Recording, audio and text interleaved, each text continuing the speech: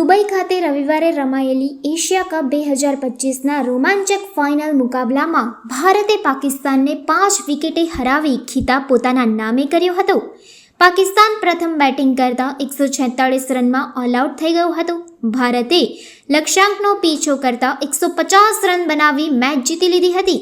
ભારતીય ટીમની શરૂઆત નબળી રહી હતી. માત્ર 4 ઓવરમાં 3 વિકેટ ગુમાવીને સ્કોર 20-3 થયો હતો.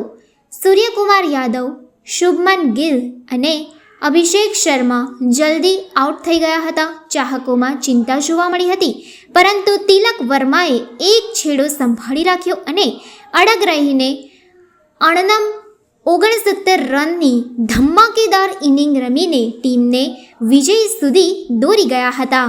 ભારતની આ જીત બાદ સમગ્ર દેશમાં જશ્નનો માહોલ જોવા મળ્યો હતો.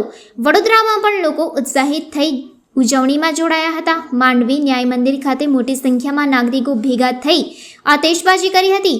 4 દરવાજા વિસ્તારમાં તો પ્રેક્ષકોનો જમાવડો લાગી ગયો હતો. લોકો ભારત માતા કી જય ના નારા લગાવી આનંદ વ્યક્ત કરતા જોવા મળ્યા હતા. વિજય ઇનિંગ રમનાર તિલક વર્માની બેટિંગની વડોદરાના ક્રિકેટ પ્રેમીઓએ પ્રશંસા કરી હતી. સમગ્ર શહેરમાં ભારતની જીતની ખુશી છવાઈ ગઈ હતી. પહેલાં તો હું તમામને અભિનંદન આપીશ. આપણે બધાને ખૂબ ખૂબ અભિનંદન ભારતવાસી તરીકે. એશિયા કપમાં ભારતની પાકિસ્તાન સામે જીત થઈ છે અને અત્યારે માંડવી વિસ્તારમાં આપ જોઈ શકો છો મોટી સંખ્યામાં આપણા ક્રિકેટ પ્રેમીઓ અને નાગરિકો અહીંયા ભેગા થયા છે અને તમામ જીતની શાનદાર જશ્ન કરી રહ્યા છે અને પોલીસનો બંદોબસ્ત, ટ્રાફિકનો અને તકેદારી બંદોબસ્ત લગાવવામાં આવ્યો છે.